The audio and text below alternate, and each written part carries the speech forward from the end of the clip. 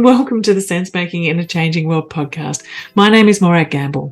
This podcast is an initiative of the Permaculture Education Institute. We teach permaculture teachers around the world and host global permaculture conversations and learning communities. In this episode, the first of 2023, we're launching a new series, the Permaculture Writers Club. And who better to launch this with me than Maddy Harland, writer, editor, publisher extraordinaire. Maddy's the co-founder and editor of the brilliant 30-year-old Permaculture Magazine and co-founder too of Permanent Publications. Maddy is also an avid beekeeper, no-dig gardener, forest gardener, walker, nature lover, and mother of two amazing daughters.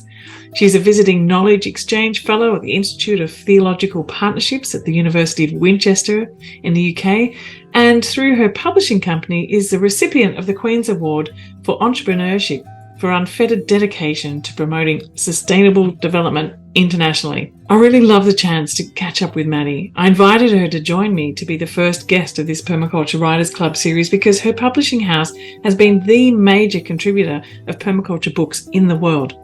We talk about what kind of writing we need in permaculture now and how we need more diversity of permaculture writing, more writing about fair share and good writing that opens the conversation about what in the world is possible, signposts what the future might look like, and describe a diversity of practical climate adaptations for all the different regions of the world in all different contexts. So listen in to learn the niches waiting for permaculture writers and also to hear Maddy's insights from her decades of writing, editing, and publishing. As I mentioned before, the Permaculture Writers Club and Sense Making in a Changing World podcast are initiatives of the Permaculture Education Institute. Find out more about all our permaculture education programs in the show notes links, and also links to Maddy's magazine and publishing house are there too. Before we begin, I'd like to acknowledge the traditional custodians of the unceded lands from which I'm speaking with you, the Gubbi Gubbi, and pay my deep respects to their elders past and present. I'd like to recognise their care for this land, the waters, the biodiversity for so many thousands and thousands of years. So come on in. I hope you enjoy this conversation with the fabulous Maddy Harland. Oh, and make sure to subscribe so you get notification of these weekly podcast episodes. We have some wonderful permaculture writers and guests coming up soon. And I'd also love for you to leave us a lovely 5-star review too. It really does help the bots find our podcast. And please share this show with a friend or through your networks. I hope you enjoy this episode. Well, thank you, Maddy, for joining me for our very first Permaculture Writers Club, exploring the world of writing in permaculture. And I'm so thankful for you to join me in this session today because this is something that you've been doing for decades, writing yourself, but also nurturing writers and creating the world's biggest permaculture specialist publishing house, which is an extraordinary feat. You've published well over 100 books, if I'm right, and you're about to publish the 114th issue of Permaculture Magazine, which is also a 30-year project. So you've been writing and editing and publishing for decades now. So what I really would love to explore, amplify further the voice of permaculture into the world through writing. And we also talked before we opened up the recording about other forms of communication too, whether it be illustration or songwriting. Where is it that you see that the gaps are and that you feel that we need permaculture to be going in terms of writing and communication? What is it that we need to be focusing on? So, we have this principle about diversity, and we always have to have a concept of diversity in terms of output in publishing. So we may have done well over 100 books. I don't even know how many it is because we haven't counted for a few years. But we know that we're only one expression of output, which is very much through the lens of Tim and Maddy Harland and our associates and collaborators. So diversity. So we always had a thing editorially, was that it was really important that we didn't have too much jargon, so that we create material that someone who's concerned about the world and wants to know the practical things that they can do in their life could pick up a copy of Permaculture Magazine, and it wouldn't be an academic journal, and it wouldn't be over specialized or fundamentally a bit irrelevant to where they are in life. So we've always tried to make sure that the content's not just for farmers, not just for eco-villagers, but is also for people living in, you know, an apartment, in an urban area or in the suburbs. And so have each issue having lots of different types of subject matter. We always wanted to also push the envelope a bit and make sure that there were thought-provoking and perhaps slightly triggering articles sometimes, you know, to make us, the reader, question some of our unconscious beliefs as well as our conscious beliefs.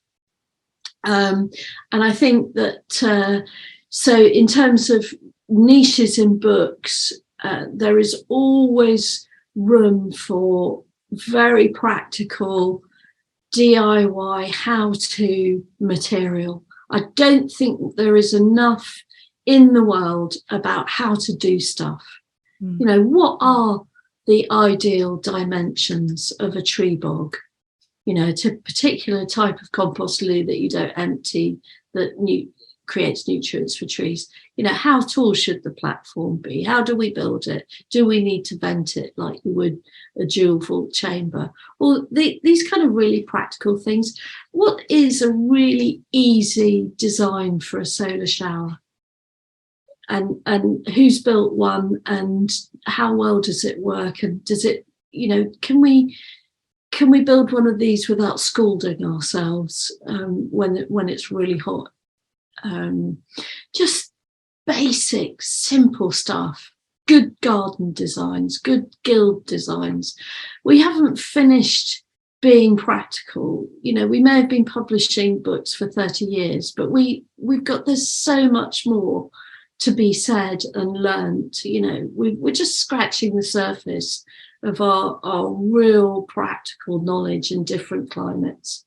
And with permaculture design, and you were saying earlier, as the climate changes, as these rainy temperate regions where I live become drought-ridden or flood-ridden, we've got to up our resilience design. And there's so much that we can learn from other people in other countries who've already encountered many of these problems in much more fragile landscapes. So I think there's a whole piece of work around climate change and resilience and what to do practically. I don't feel we have fully understood or even begun to really have deep clarity about this other world that's possible. What does it look like? You know, you think about Rob Hopkins and his time travel into the future and getting people to hear and feel and taste and smell the future. But how do we translate that into good material, good reading material, good media? And how do we signpost what the future could possibly look like? You know, we've got this Einstein quote about, you know, you can't solve the problems of one paradigm with the same thinking. So if we can't think in the same way, how do we creatively express it? We will do that, and we are already. And one example of that was 10 years ago, Luby McNamara coming along and writing People in Permaculture. And some permaculturists turning around to us and saying, this isn't really how we see permaculture. You know, permaculture is about farm design and earth care, and you know, we're not sure that this is part of our design portfolio. But of course, 10 years later, I think most people have understood that, you know, if we don't look after people, then how do our earth systems thrive as well if we can't cooperate? How much Of course, there's fair shares. That's what I was going to ask you. How much is being written about fair shares?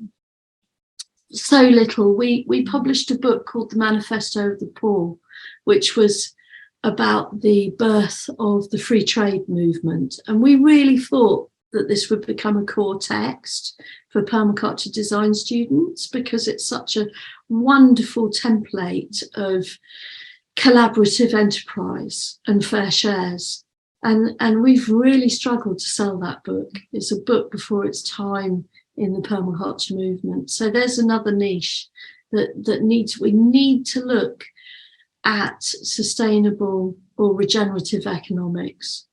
And yes, the donut theory, that's excellent work, but that is only the beginning. And permaculturists, we need to look at how we create ethical but successful livelinhoods.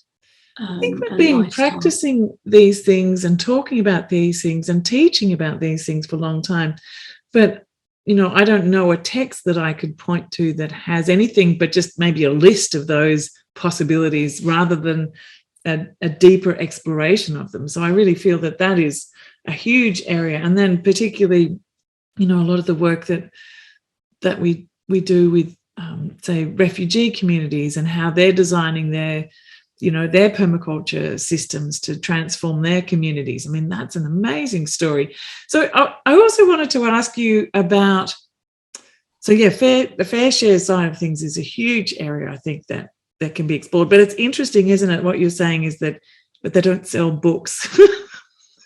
People want the how-to, the practical, how do you do this? How do you build that? And so that's an interesting question that maybe we could sort of come back and explore, like, how do you write a book about something that needs to be in the world, but perhaps it's not going to sell? So where do you put that kind of content?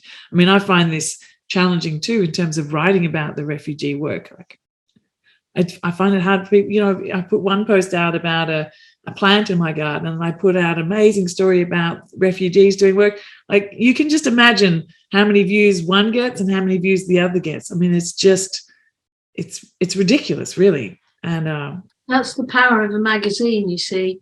You can do all the how to build your stuff, and then you can put in something about decolonization, and it's in the magazine and it's part of the collection. So it's, the magazine is an ecosystem. Nice. And it is a platform and an opportunity to present material, not too much, otherwise we get too many complaints. But, the whole idea of it is that there has to be something about what the innovation with the refugee work. There has to be something celebrating that kind of work, which isn't clickbait for social media, but is probably more important than how to build a good dunny. The other it is more important. There's no question. It's more important. I wanted to ask you too about when you're talking before about this, seeing a different future, imagining a different future, and the work that Rob has done. And a lot of what he talks about is that imagination and bringing through story. And I've been going through a process with, Rob Hopkins was as part of it. It was called Through-topia. And it was a group of people coming together to write not just utopian stories or dystopian stories, but stories that will get us through. And so I know that you don't publish fiction, but I wonder if you could speak a little bit about like maybe why you don't do that, or is that for something else? You've just got your focus of what you do, and what the power of fiction in the permaculture world do you think could be? And I'm asking this because I'm not a fiction reader myself. I'm always the how-to reader. I have a library full of how-to practical books here. But my daughter, who leads the Perma Youth, for example, she has her whole world in fiction, and her whole world and philosophies and worldviews are being shaped by these books, and her philosophies come from that. So I wonder what you think about fiction and permaculture. It's a great question, Morag. I mean, I started life, I've got a literary degree in English and American literature. Oh, right. Okay, I didn't know that. And my father was a poet, a published poet, and I used to write a lot of poetry. I do occasionally. So I do read fiction, and I have studied literature from, Shakespeare onwards, formally. So I love literature. I love good poetry. I mean, we sat round the other night with my daughter and her partner and read poetry to each other. So it's so powerful. Why don't we publish fiction? Because publishing is very much about finding, particularly when you're a very small company and you're effectively competing in an arena of multinationals. And so we don't publish fiction because from a purely an economic perspective, it would be incredibly difficult to make it work. We don't have the kind of budgets for marketing and the slick PR to get unknown authors read. From a literary point of view, if I'm absolutely honest, I haven't read an awful lot of very, very well written fiction yet. But, you have got people like Manda Scott, who started the programme that you mentioned, who are established fiction writers published by Bantam, huge international fiction publisher. I think if a book is good, then it will get its publisher and it will get that mainstream uplift.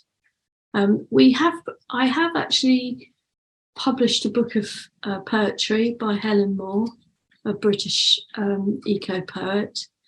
But again, we're not known for that niche. We're known for permaculture design books and 12-volt solar. So when we step outside of our identity, we become a little bit of an oddity, and it's very hard for us to be seen.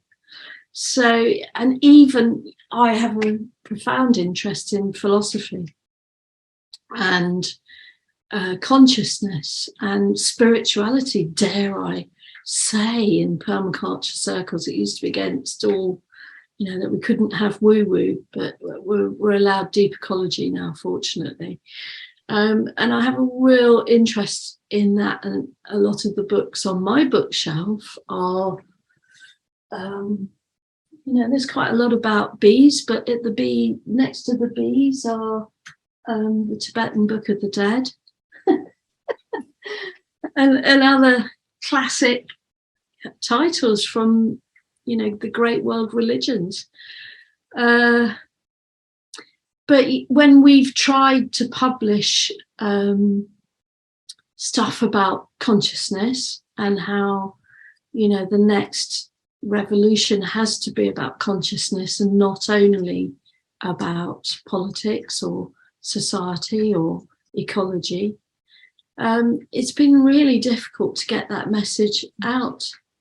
So what we've decided in many ways is we publish what we're good at and what works for us, and then we use the magazine as this platform where from time to time we can introduce ideas and concepts that are perhaps beyond the usual concept of permaculture. Nice. And it's really part of that. And I do get letters of complaint, and I do get people unsubscribing. Let's be clear, it's not popular because it is triggering. So the other type of publishing that you don't do is anything to do with, say, children's books, for example. And no, we don't, because we did over 30 years ago, but again, it's not something that we do well. And Florist Books, who are in the UK, do it extremely well. Okay. So we recognise our skills, and we also recognise the things that we're perhaps not so good at, and we leave that work to others. There's so much work to do as publishers. It's just so good to focus on what you do best, and not try and be a publisher for everybody, but just have a niche. Yeah. But before we move off the children's story type of theme, I wonder whether you have any thoughts about what kind of children's stories would be wonderful. Have you thought about that? Have you seen some great things? Where do you think there's gaps in that sort of world? Because I know that, young people are crying, and not just children, I guess I'm talking about youth. And I'm also thinking about that whole world of perma youth. And I guess they can sort of be tapping into all the other resources you've got, but there's still something in that younger age that I feel that there's this big gap, and I'm trying to work out how to fill that space, or find what resources are out there already to bring them into the space where they can see them. I would agree totally that it's a gap that needs to be filled. And there is work around in the States around the permaculture student, but I think that's perhaps more adult student than young person student. There are some. I did try and publish a school, a permaculture introduction for youth. It didn't quite work out. I think these things need to be done, and they need to be looked at. The trouble is, you see, we have, particularly in the UK, we have this educational system with a curriculum with key stages, and it used to be quite well designed, and it had sustainability woven into it, and there was a permissiveness that allowed lots of different subjects and an integration of permaculture into mainstream education. And when our Conservative government came in, they made sure that they uncoupled the deep, sustainable message into teaching about energy. And they made sure that they disrupted that education at different key stages, so that it wasn't so easy for teachers to teach that material that was basically like permaculture design for young people. And it was a very conscious political decision that started with Michael Gove, who was head of education at the time. And renewable energy, for example, it's just not taught in a way that it should be taught, because it's a political arena now. It's all about the oil, the fracking, the fossil fuel lobby controlling education. Yeah. So to publish in that niche and get it out to those sources is very, very difficult now. Yeah. In this country, because we have a repressive regime here. And that's not an excuse for not doing it. It's just finding creative ways that go beyond that political constraint. And I would think the home ed network would be a really good way of entering. Is that getting really big too in the UK? It's got massive. I wouldn't say it's getting really big. It's quite a difficult thing to do economically, because it means that one parent has to be there and isn't working. And at the moment, with the cost of living crisis in the UK. That's really difficult for many families. So it's very difficult to make the choice. Yeah. And it's particularly in rural areas, it's quite difficult to do because you don't have an instant community to do home ed stuff as a community. Yeah. And it means getting in a car and traveling. So I wouldn't say that it's a growing movement. It's also something that's quite difficult to do, I believe, that you know, there's quite a lot of testing of people who want to do it, that they're complying. So I think it's a lot freer here in Australia. What we need to do is so little. My kids have been sort of in and out of it at different times, and and I think that's the thing, isn't it? Is that it's good to have a flexibility that people can go in and out, rather than like be stuck in one system, but have something a little bit more fluid. So from a publishing perspective and a writing perspective, in a way, then, from what you're saying, is that it's mostly then working with trying to develop up the eco-literacy and the practical skills of the people who are working with young people. So all the things that you've written can be therefore used as a way to educate those who are working with children. So you also have the outdoor classrooms book, and so working with teachers. I think that's, it is challenging, isn't it? Yeah. And you know, when we were based at the Sustainability Centre in Hampshire, there were people working in the education there, because it had about 3,000 school-aged children come every year. And there was a real focus on ensuring that the schools programme had that permaculture design ethos and perspective, but tick the boxes so that the teachers could book the places to bring the kids and say, oh yes, we're addressing key stage 2 in this school visit, and that's, you know, what paid the bills.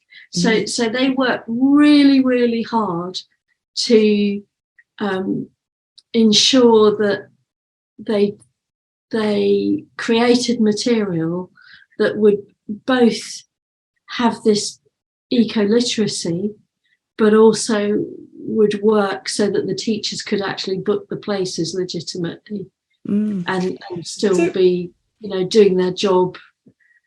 Under it's so much about that compliance, isn't it? But if we flick to how a do you different comply creatively? Yes. So let's flick to a different thread of conversation then, and around permaculture and climate change, and, you know, XR and rebellion, and, you know, is there space within permaculture publishing for something like a permaculture rebellion book? You know, well, we did publish a book by Mark Boyle called Drinking Molotov Cocktails with Gandhi. And that was all about not towing the line and not obeying and not accepting the status quo. That's exactly what that book was about. Do you think there's space for that kind of work, of thinking about how to pushing those envelopes of what is seen as standard permaculture, of, you know, the gardens? Absolutely. We're just about to publish a book by Rupert Reed. Great. It's all about transformational adaptation. Right. And it's all about pushing those boundaries. And yes, we've got to keep pushing the boundaries, you know, however old. So what are some of the boundaries that you feel aren't being pushed at the moment that you would like to see pushed by writers? Oh, that you are asking me some really tough questions today, Morag. I think one of the most difficult things that we can do is, in permaculture, we are always talking about this world that we're going to design into being, that is this energy cycle, not energy sink. You know, all our design teaching and our philosophy and our ethics, it talks about all these wonderful things and condenses it into principles, and then we do our design work as students. But yes, how does it stick together? And how does it stick together on a community level? And how do we somehow become the catalysts of consciousness so that people wake up and think, hang on a minute, why are we doing this just because we've always done it? How do we wake people up? And that's what good writing has to do. I mean, think about James Joyce's Ulysses. It was just one day in the life of one man walking around Dublin in stream of consciousness, and the last part of the book had no punctuation at all. And it was incredibly sexually overt, which is why no one would publish it. And it broke all these boundaries of literature, of what people should say. It expressed the consciousness of women. Now, what writer was actually presenting a woman's worldview? I mean, okay, it was a man, but it was beautifully done. And that's why James Joyce was so great. It wasn't just the exquisite prose and the extraordinary immersion that he wrote about as a writer, and where you absolutely feel his life and his epiphanies and his desire. You know, he's compelling. It was also like so difficult to read. You know, I tried to read it on numerous occasions and was boggled by it. And I've slightly gone off the piste here, but what I'm saying is, as writers and as permaculturists and as visionaries, somehow we just have to keep growing our visionary muscles so that we do manage, in however we are, to capture this other world that's possible. And I think it's a job that we've started, but we are only at the very, very beginning. And it has to be different, and therefore there has to be resistance to the systems that we're in now, which are destroying us. And we've got to question the holy cows and the great icons. Yeah, even we need to go off script and be somewhat disruptive.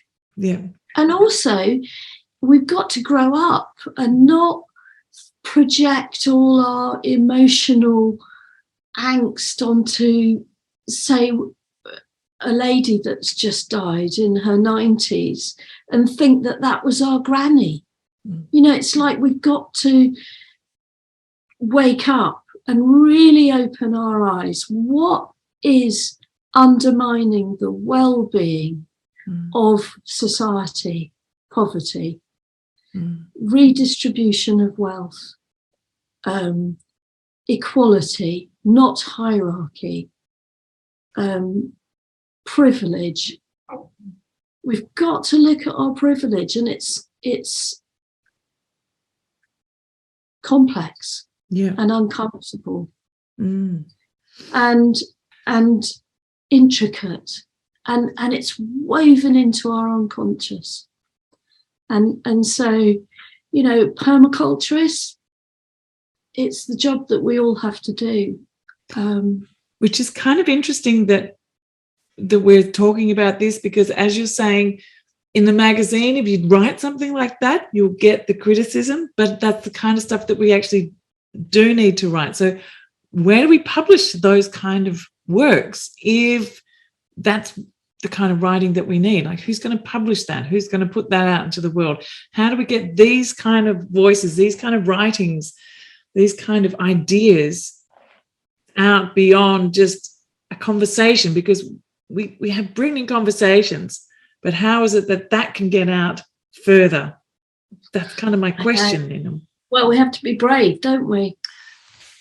And we have to support the radical, but it has to be well executed. I mean, you know, Mark Boyle's book, The Moneyless Manifesto, which was, you know, all the sort of ways that he lived that time totally without money. It was, you know, the practical stuff about contraception and pooing and, you know, all this cooking and how did he actually do it? That was what that book was about. And it's a useful manifesto. Drinking Molotov cocktails with Gandhi was about, trying to go beyond those worldview restraints that keep us in our little bubbles of stuck consciousness. I think if those books are well executed, bring them on. I'm up for it. What about a series of have you ever tried publishing like a series of conversations as opposed to someone's piece of work? Do you know, like? Yes, we have published what we would call anthologies, which would be a series of conversations. Yes. And does that work? No, not financially. So we want something that's going to get out into the world and be like a bestseller at the same time as disrupting the dominant paradigm. Like, what is that? What is that? Incredibly difficult. I would love to have the answer to how to disrupt the paradigm and publish about it. I think when we started, things like the Earth Care Manual did disrupt the paradigm. Yeah. And I think people in permaculture and cultural emergence are paradigm disruptors.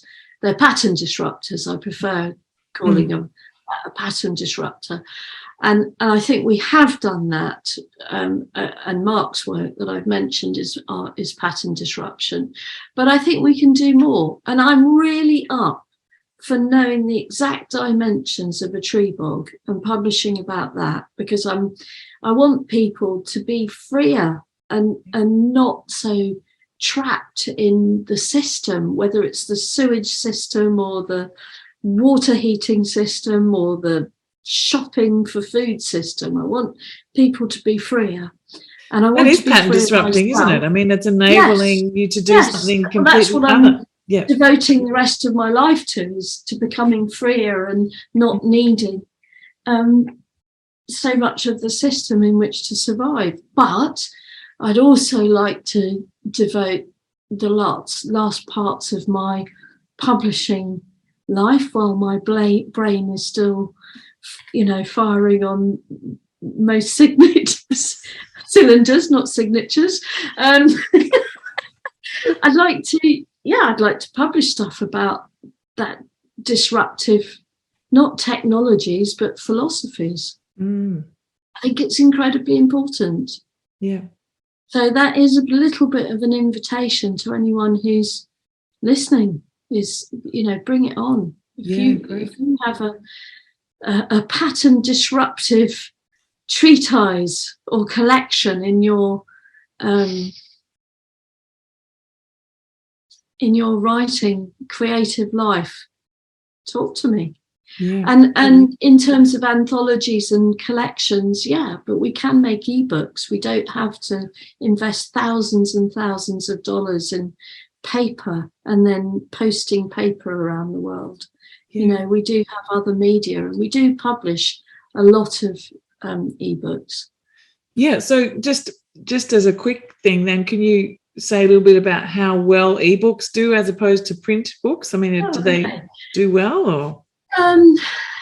Some do better than others. When you publish a very visual, our best platform, regrettably, Supping with the Devil, is Kindle. So we sell most ebooks through Kindle.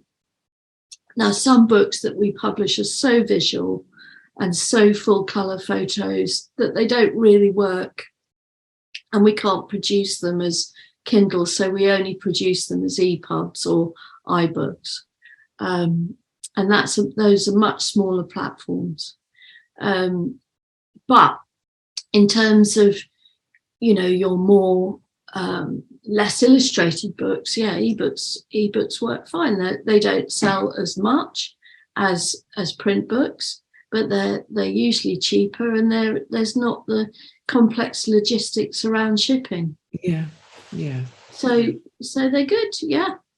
Great. And it's a different media, and we also produce the magazine as a digital edition, and all of the 100+ back issues are all on that digital platform, totally free of charge. Yeah, so amazing. You subscribe for a year, but you get 30 years of our work as at the same time. And different people, so in different countries, it's, say in Australia, it's so much easier to be a digital subscriber because posting paper takes so long and is a bit ludicrous and expensive. And then different generations.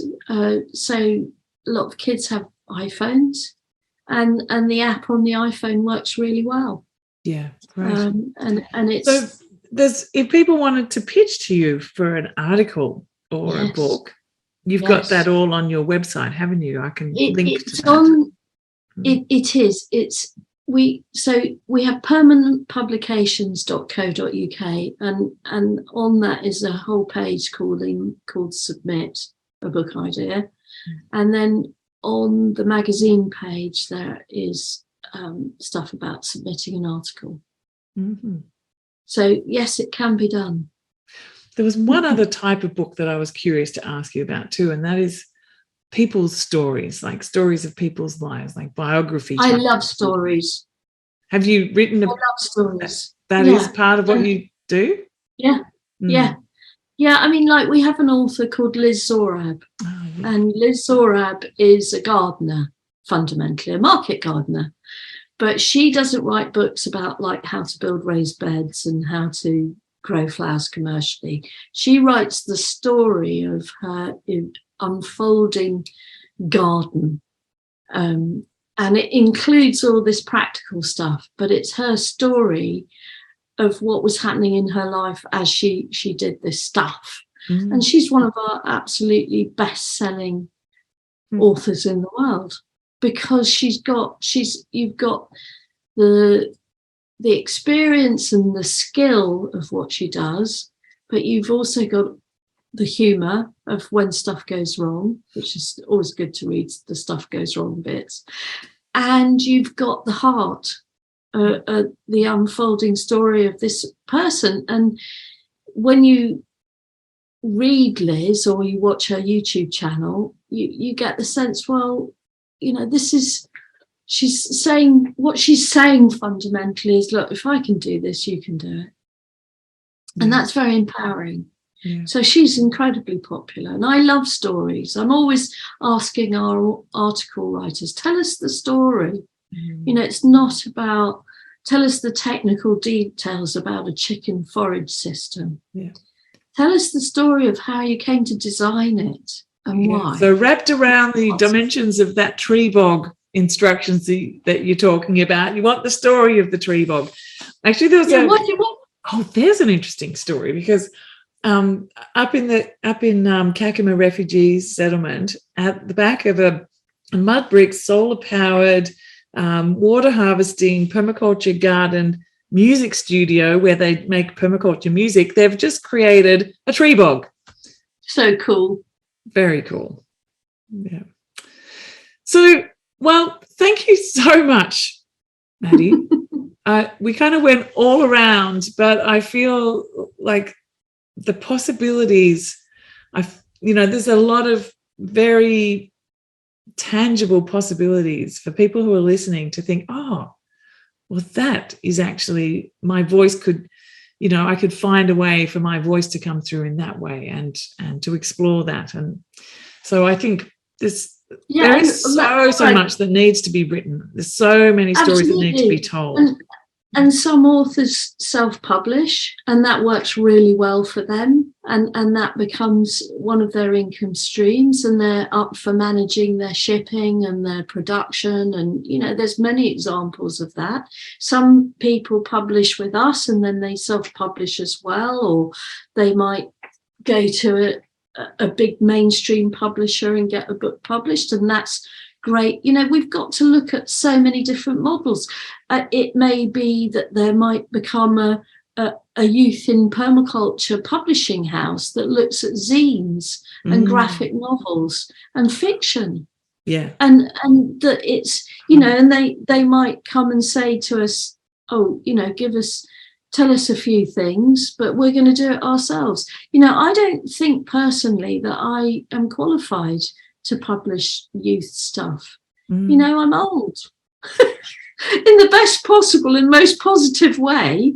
Yeah. I think, I want to really encourage the next generations to come on board and get creative. When Tim and I started, yes, I had a degree in literature, and he'd worked as a sales rep for a publishing company, and I'd done editorial work. So we did have we didn't just kind of do it off with no experience whatsoever. We did have a background, but there was so much that we didn't know. And this world that we live in, because publishing is fundamentally very technical, like music is now in terms of production,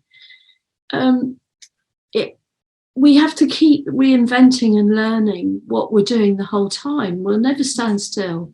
So I really feel, bring it on. And not for nothing is our production director in her early 30s. Yeah. Because we can't carry the mantle of publishing.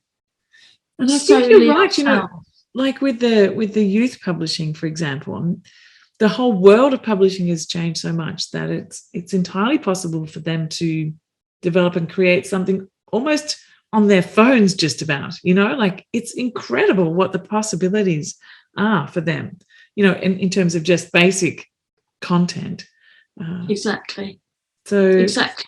And so, I do feel, I said I'm old, I don't feel old, but as this, let's face it, last third of my life, if I'm lucky, has begun already. My job is to encourage and mentor people, not to do it myself. I probably need to go and build the tree bog myself, but I don't need to publish youth, graphic novels or permaculture fiction. Someone else needs to come and do all that. Yeah. I'm very happy to be an advisor and encourage and be helpful as best I can. But wonderful. That's we so have an encouraging. Yeah. To the permaculture movement to get creative. Yeah. Let's get creative, and the people with more experience can perhaps encourage and support. Yeah. But this needs to be very democratic and opened up. So I think we need that Permaculture Creatives Club where we can have that intergenerational conversation where people can kind of do a little bit of a drop in and tap on the shoulder and say, hey, I've got some projects. Can you, offer me some advice on this? And that would be an amazing thing. Yeah. And I mustn't close this conversation without saying it, that we need far more writing and creativity from people of colour. Yeah. This mustn't be the white permaculture creative club. No. And I'm very, very aware of that. Mm-hmm. That we must always be questioning the lack of diversity and trying to break down whatever those barriers are, so that we really do have genuine fair shares. It's great. It's a great ethic, very difficult to practice, and so much work to be done. Yeah, and I think just as a closing too, that as we were just mentioning a bit before, that there is so many possibilities. I think sometimes people feel, oh, the books have been written, Like the No. permaculture, they have No, not. no, no. No, they have No. not. The introductions have, and a whole lot of really great books have been written, but it's just scratching the surface, isn't it? Totally. Totally. I mean, Luby's just done the Mother Nature Project book, which is all about sort of permaculture thinking for young mothers and looking in a wider context of the archetype of motherhood and how it works in our society and how it doesn't work and where it's not supported. And that's another little beautiful embryo of creative work that needs to develop and be born further into other incarnations. There's so much to do. It's wherever your world intersects with the permaculture world creates this unique space that is uniquely your voice. It's a little bit like when I work with people in becoming permaculture educators. It's not like, okay, go out and teach this course and this curriculum. Like, where is your world intersect with permaculture, with the people and the place? And that is design something for there. And it's the same with the writing, I guess. So, yeah, great. Always. It's about finding what, when I'm working with an author, it's about how do you find your voice? And then how do you organise it in the best possible way and express it within this medium?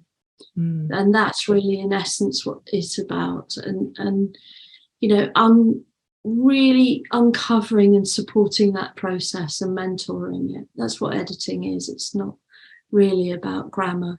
Oh, I guess I need to talk to you more another time about organising my thoughts. They're just kind of all everywhere at the moment.